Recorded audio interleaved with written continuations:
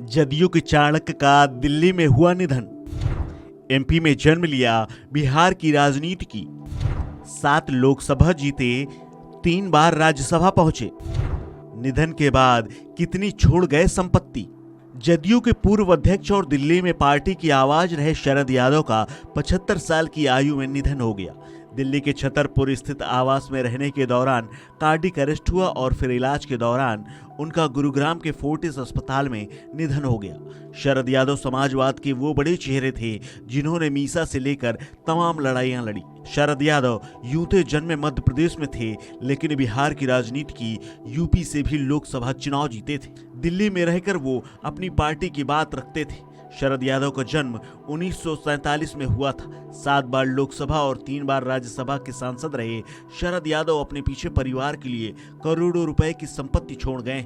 इसका खुलासा उन्होंने साल 2019 के लोकसभा चुनाव के दौरान अपने लिखित दाखिल हलफनामे में किया था। उनके निधन के बाद समाजवादियों में शोक की लहर है। समाजवादियों का कहना है कि एक प्रखर आवाज और खामोश हो गई। शरद यादव की संपत्ति की बात करें तो शरद यादव ने चुनाव के दौरान 2019 में जो हलफनामा दाखिल किया था, उसके मुताबिक उनकी चल और अचल दोनों संपत्तियां करीब 8 करोड़ से ज्यादा की हैं। उन्होंने 1974 में सक्रिय राजनीति में कदम रखा था और पहली बार मध्य प्रदेश की जबलपुर लोकसभा सीट से सांसद चुने गए थे। शरद यादव के निधन के बाद उनके परिवार में पत्नी डॉक्टर रेखा यादव, बेटा शांतनु बुंदेला और एक बेटी सुभाषिनी राजा राव हैं।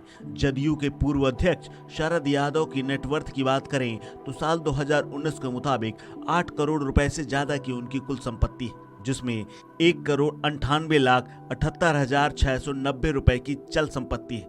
इसमें से 90,000 रुपए कैश, विभिन्न बैंक खातों में 1,27,40,578 रुपए, नेशनल सेविंग स्कीम और पोस्टल सेविंग में 10,73,000 रुपए, इसके अलावा 2,46,612 रुपए की LIC और दूसरी इंश्योरेंस पॉलिसीज और 17,28,500 रुपए के गहने हैं। शरद यादव की चल संपत्ति कहीं ज्यादा अचल संपत्ति के मालिक थी, जिसमें एग्रीकल्चर और नॉन एग्रीकल्चर लैंड के साथ ही उनका घर भी शामिल है। कुल मिलाकर हलफनामे के मुताबिक उनकी अचल संपत्ति 6,56,55,000 रुपए की थी। इसमें से 1,06,60,000 रुपए की खेती योग्य जमीन, 1,01,70,000 रुपए की कीमत का नॉन एग्रीकल्चर लैंड भी शामिल है। वहीं उनके घर की बात करें तो उनके पास 4 घर हैं, जिसकी कुल कीमत करीब 4,48,25,000 रुपए है।